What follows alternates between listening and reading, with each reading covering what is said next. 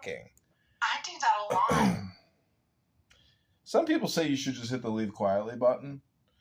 Some people kick you to the goo. Some people mod you because they're so bored with the conversation. You never know how the experience is going to happen.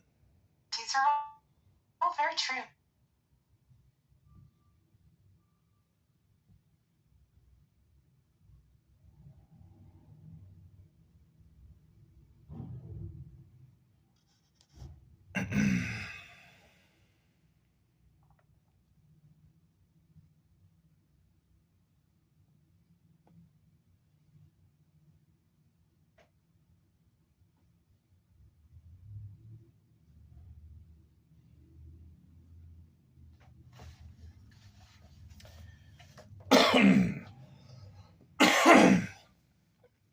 This is the fallacy inherent in hedonism, in any variant of ethical hedonism, personal or social, individual or collective.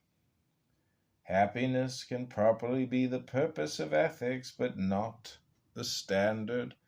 The task of ethics is to define man's proper code of values, and thus to give him the means of achieving happiness. To declare, as the ethical hedonists do, that the proper value is whatever gives you pleasure, is to declare that the proper value is whatever you happen to value, which is an act of intellectual and philosophical abdication, an act which merely proclaims the futility of ethics and invites all men to play deuces wild.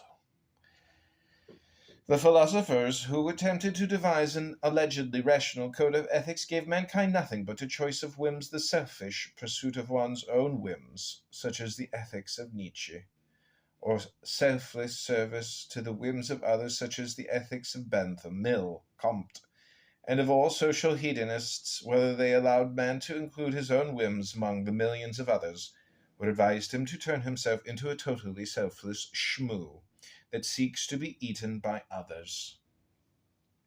When a desire, regardless of its nature or cause, is taken as an ethical primary, and the gratification of any and all desires is taken as an ethical goal, such as the greatest happiness of the greatest number, men have no choice but to hate, fear, and fight one another, because their desires and their interests will necessarily clash.